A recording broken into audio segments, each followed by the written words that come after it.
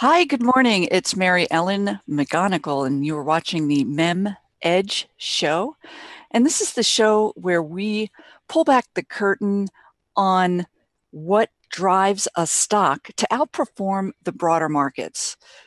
I'm here to help show you where the strength is in the broader markets, how you can uncover that, and then from there, drill down to individual stocks that can benefit from where that strength is in the broader markets. And just a bit of background for those of you not familiar, I do have my own investment research firm, MEM Investment Research. I work with both institutional money managers as well as self-directed investors. And my goal there is to assist them in uncovering stocks poised to outpace the broader markets. A lot of work is done examining the markets, the bigger picture, and then from there, drilling down into individual sectors and then groups, always on the prowl for where there's been a pickup in activity, where accumulation is starting to take place.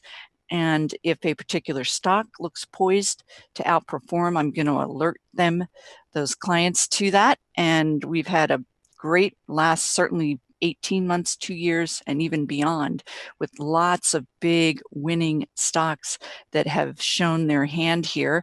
And of course, we're in a bit of a more wobbly situation as we speak today. The trade war concerns have gotten just bad enough to tip the market's hand.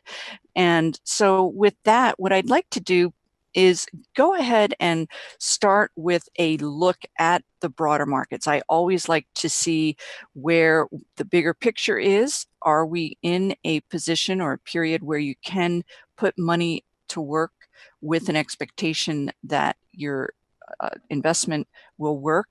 And of course, you want to pay attention and make sure that that backdrop is healthy, that you're jumping in at a time when your particular stock can be supported. So before we get into it, let's go ahead and review our agenda for today. There are other items that I'd like to share with you as well. And the first I mentioned is we will review the current market conditions with an eye toward the future, of course. And then also, we'll take a quick overview of where there may be current strength in the markets. Of course, days like today, if you feel that everything is down, but we'll uncover a couple of areas that you can at least keep in mind and take a look at so that when the market pressures reside, they can then resume their strength. And then from there, we are going to go ahead and drill down to individual stocks. We'll take a look at, within those pockets of strength, what stocks may look more compelling than others. And we'll review why they look interesting. And then lastly, and always most important, is formulating an exit plan. I talk about this a lot because particularly stocks that I traffic in, they are going to be a bit faster moving. And as they move faster on the upside, which of course is wonderful when you own the stock, if that uptrend then reverses, these stocks, faster moving, are going to tend to go down faster. So you are going to definitely need and want to have an exit plan in place. And we'll take a look at a couple of stocks as examples of when you should consider exiting your stock, what signals you can use as part of your trading plan. So let's get started. This is the S&P 500. So what we have here is a daily price chart. This is as of the close on Friday.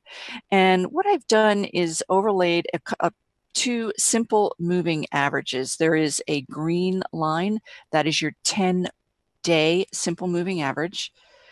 And the red line is your 50-day simple moving average. And these are very widely used, particularly when examining the broader markets. And I've also down below put what are called stochastics. And stochastics are one of two indicators that have been formulated that are more, they are reviewed were viewed as leading indicators. Unlike others, simple moving average is defined as a lagging indicator simply because it is taking information, for instance, the 10 days of trading activity, smoothing that out and creating this simple moving average. And it is super powerful. Don't get me wrong, it's very, very, very effective. It's a big part of my work, but it is not a leading indicator in the sense that it can be the RSI, I'm sorry, and in this case, stochastics down below can be more forward leaning as far as using them for potential future price movement. So let's take a look first at the S&P 500 relative to the simple moving average. And I like to keep on top of its activity around this 10-day simple moving average.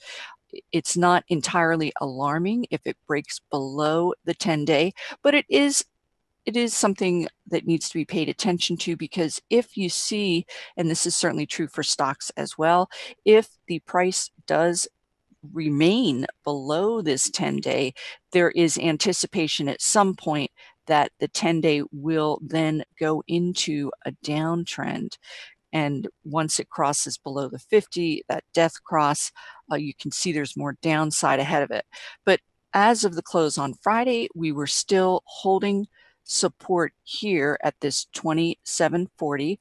And the reason I have this marked as support is because it is the top of this prior base, this basing pattern where, in this case, the S&P tried to hit a new high, it faltered, and then when it comes back up to that prior high and breaks out, that is breaking out of a base. So when you're looking for support, I like to use the tops of these prior bases as they tend to act as support. You can see where it bounced off several times. Now I'm imagining today that we are below that. So now that we are below that first area of support, the next area of support would take us back to the May lows, and that would bring us into the 2675 area. I'm taking you back here. This is viewed as the next possible area of support, so you want to keep that in mind. But currently, we again did break this first area of support, but let's go ahead and move down to the stochastics. This was part of my report over the weekend, where I pointed out the fact that these stochastics have broken below this dashed area. This dashed area on the bottom is your net neutral. It's your 50 line. So what you want to pay attention to with stochastics are three different things. The first is you're looking for crossovers, the black up through the red signal. That is your first potential sign. So let me start even further back.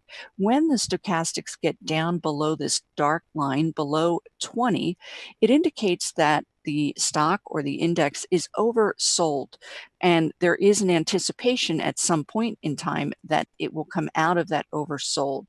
So once it does and it starts advancing in an upward fashion, you want to pay attention to the dashed zero middle line, and when it crosses up through that, that is in fact considered positive.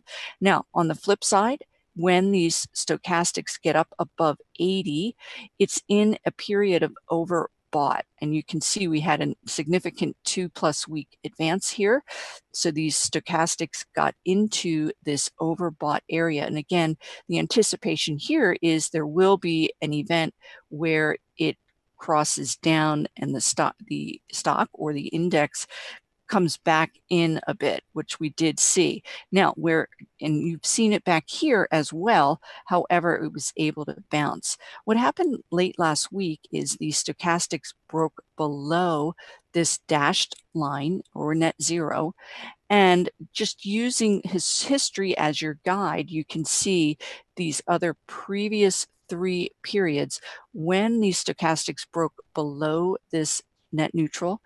We did get a sell-off beyond what was already occurring. So that's 3 different instances where these stochastics indeed were quite telling as far as potential downside.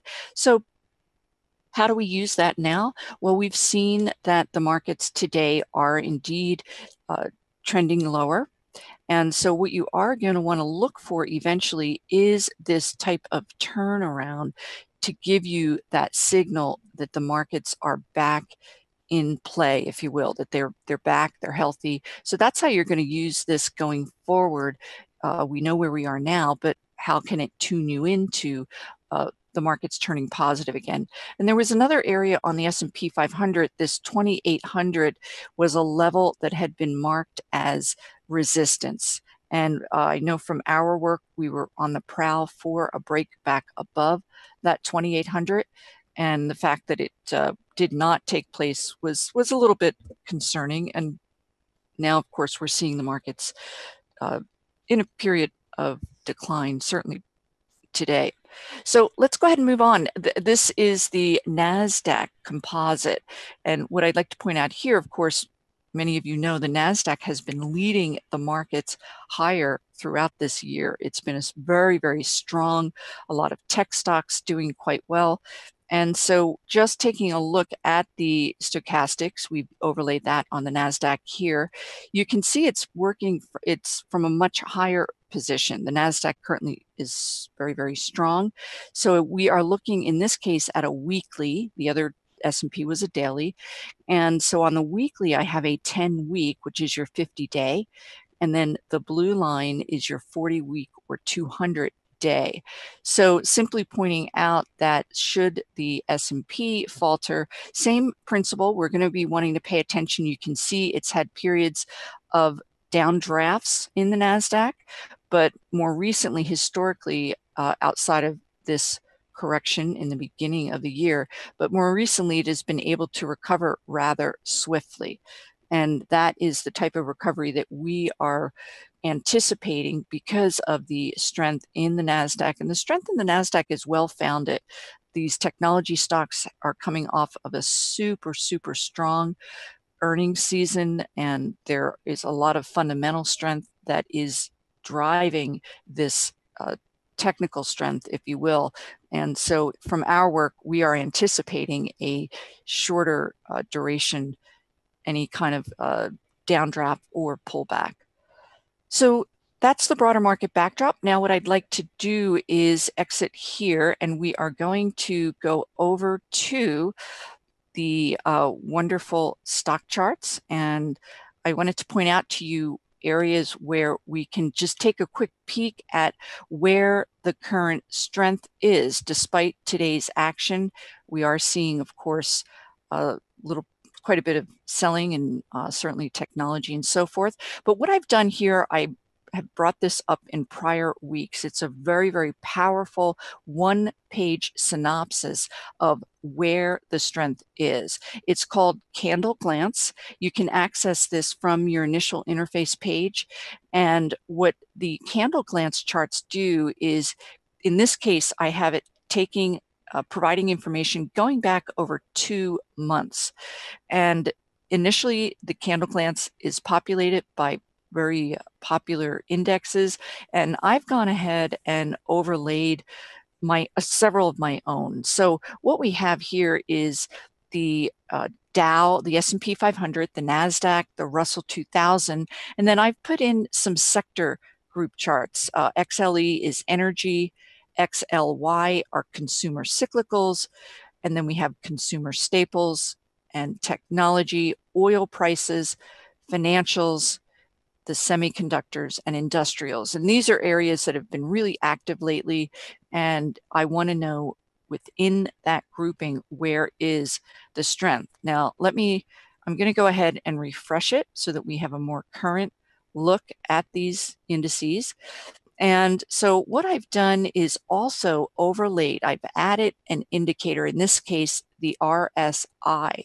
So what this will then do, when you add an indicator, you can then sort by that indicator descending. So in essence, taking those various indexes and ETFs that I mentioned, we're getting a 2-month look with that RSI giving more current information, and in descending order, very quickly, here's the strength. Boom. And what I wanted to point out to you is the XLP, consumer staples. For those of you who have been watching over the last few weeks, I pointed out the move into consumer staples when it was down over here, but it was picking up, getting super interesting. Certainly from a graphic point of view, you had this golden crossover with your simple moving averages. And so now this week, consumer staples are in the #1 spot as far as having current relative strength. And then from there, we can see the US oil, and oil prices spiked last Friday on the OPEC news that they are going to be increasing production, but not nearly as much as had been feared. So oil prices spiked on Friday, and we're seeing a little bit of a continuation there today, and so on. So now the cyclicals that have been super strong, they are down, but not as much as other areas. So again, just simply reading through this, it is going to give you a clear-cut sense of where the strength is relative to other areas of the market. And we can see that the semiconductors are getting hit again. This is an area that is in the crosshairs of the trade tensions with China. And many of you may not know, but China has been spending billions, hundreds of billions of dollars on trying to become the center, the world center for the semiconductor industry. So as such, China is the largest purchaser of semiconductor chips. So a lot of US semiconductor companies do sell their chips to China. And so there is a little bit of, quite a bit of anxiety surrounding potential trade wars that would indeed impact some of these semiconductors. So now we have a sense of where that strength is. Let's go ahead and take a look at another sorting that can provide more insights. We talked about uncovering the strength. Now, how can we from there uncover individual stocks? So what I am going to do actually is show you how from that initial interface page, this is your front page on Stock Charts, we can drill down here and get a look at, for instance, the sector summary. This is updated intraday throughout the day. And let's take a look at this consumer staples sector. And this is today, intraday. We can see that the brewing company stocks are up over 2%. And then we have food stocks, food products, soft drinks, and so on. So this is another way to tell, certainly on an intraday basis, where the strength is. From there, we can just go ahead and take a quick look at the food products sector. Sub-industry group within the consumer staple sectors. So now here's where it gets interesting. The initial sort is going to be on an intraday basis as far as percent change. So that's the sort that you're getting here. But what I like to do is use it's SCTR, the sector sort. And just to give you a bit of background, this is a technical indicator that is very unique, and it is unique to StockCharts.com. It's the StockCharts technical rank, and it is a numerical score. And what it does is it ranks the stocks relative to their peers, for instance, within small, mid, or large caps. This technical ranking system was developed by John Murphy, who of course is well known in the technical analysis industry, and he's key figurehead at StockCharts.com. And he put together this numerical score that it ranks, it has long-term as well as near-term indicators, technical indicators, and it does have a heavier weighting on longer term, 30%. And I think that's critical because your longer term trend is really going to be the overreaching, overarching driver. So the stock has to be strong in all areas. There are 6 different calculations that go into it. But I can tell you from doing a lot of work elsewhere, uncovering strong stocks and then coming back to this list, it is super powerful. So here we are within consumer staples and then drilling down to where the strength is by this SCTR. So we can see Medfast, Herbalife. Now these are the guys that have been running. They've been, the consumer staples space overall is just coming into favor, but these stocks within, and just by hovering over that ticker symbol, it'll give you a thumbnail view of the stock. So hopefully you can see just how powerful it's gone from 75 to 175 over the last 4 months.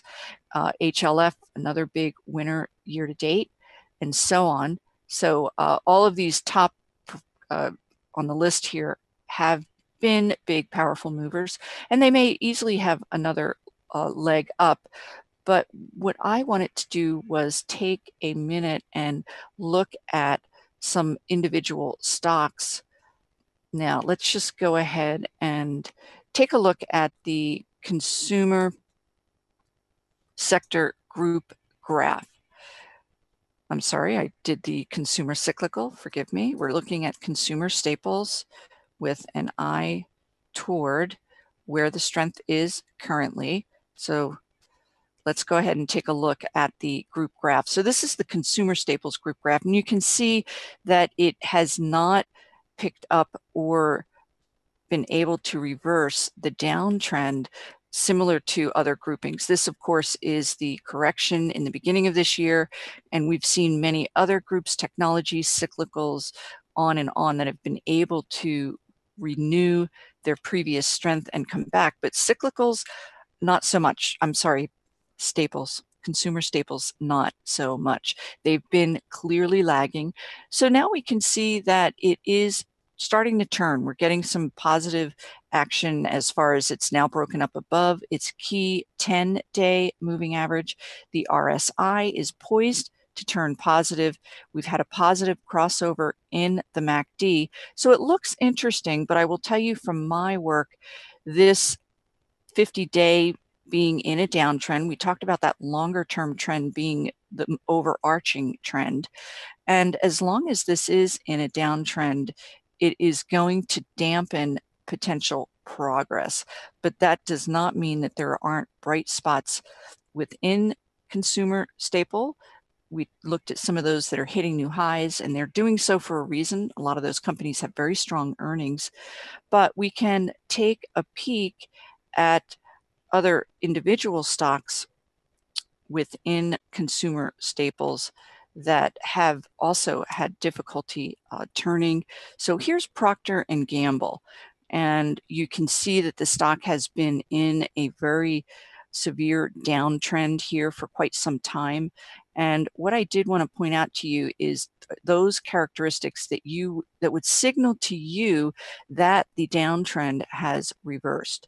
So taking a look at Procter and Gamble, we can see that the stock over the near term has crossed up above both that 10 and that 50-day simple moving average. Now that is of interest. We had the 10-day cross up through the 50-day. That's called a golden cross. Now, from my work, when I see this type of action, the RSI is positive, the MACD is positive. From my work, this stock very well could advance further from here. But I will say there is still a heaviness. This 50-day is still in a downtrend. It is flattening. That's encouraging. So if we see more upside, it could very well pull this 50-day up with it. That would be very encouraging. But again, here is your 200-day simple moving average, and this is going to be your next area of resistance. So for those of you that want to play a shorter term bounce with an eye toward a potential longer term, you will want to keep an eye on the action at this downward trending 200-day simple moving average. Now let's go back to the PowerPoint and what we were looking at before with the various indices. I did want to go ahead and take a look. This is another consumer staple stock. It's Kellogg. We're looking at a weekly price chart. And while it is rather sloppy, what I wanted to point out to you here is the anatomy of a reversal, what you need to see. First of all, let's go back and take a look at this lengthy uptrend period here back in 2015 into 2016. And what I wanted to point out to you was the clear-cut uptrend in these simple moving averages. You also have your MACD in a positive territory, as was your RSD during this entire uptrending period. Of course, the stock did break down. This is taking us into last year. This Kellogg suffered quite a bit, but we did have this downtrend reversal attempt. But take a look at the direction of this 200-day longer simple moving average. And I talked about that. You need that to be in an uptrend in order for a reversal attempt to stick. And we are going to take a quick look at an example of a real turnaround and what it looks like, but more importantly, as wanting you to note that this failed because this longer term downtrend was still holding it back. So now we're in a position where the 200-day at the very least is flattening, and ideally if it does turn up and we have this positive crossover of the simple moving averages combined with your MACD turning positive as well as your RSI, we could indeed see a turnaround in Kellogg. It's certainly not a company I would traffic in because the growth numbers aren't quite there, but there are other drivers. They may be introducing new products or cutting back on staff, but it's worth digging in to see has something shifted in this company that would help drive the stock higher. So here is an example of when the turnaround is what I call real. So this is Macy's, and we're looking at a weekly price chart. And again, we can use history as our guide because we can see that this attempted turnaround here, as well as here, your 200-day was, while it was flat, it was not quite in an uptrend. So the stock fails. And I'll tell you, a lot of these downtrend reversals, if they fail, they do so rather quickly. So that's can be, as far as keeping an eye on it, you're going to want to stay on top of it. But indeed, it did fail. We had another downtrend for a lengthy whole nother year, but let's take a look at how different the dynamics are with this more recent turnaround. You can see the stock price broke up above the 50 and above the 200-day. That is your first signal. It needs to break above the simple moving averages. And then eventually we have a turning up. This is the 50-day, it's shorter term. And then eventually the longer term 200-day simple moving average goes into an uptrend. Now, all of this is in conjunction with a positive RSI growing up above this net neutral, and then also a positive MACD.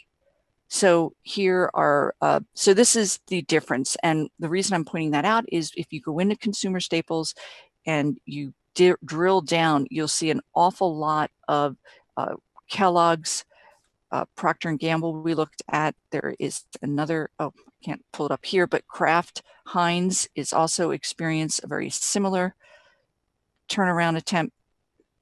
So this could be of interest for those of you because we are seeing a little bit of a rotation out of some of these tech stocks. You're looking for other areas to pick up the slack. It is still a little early for these stocks. I, from now, would argue that it would be a shorter term play, but something very much worth looking at. And we're going to end things today. See you next week. Thank you.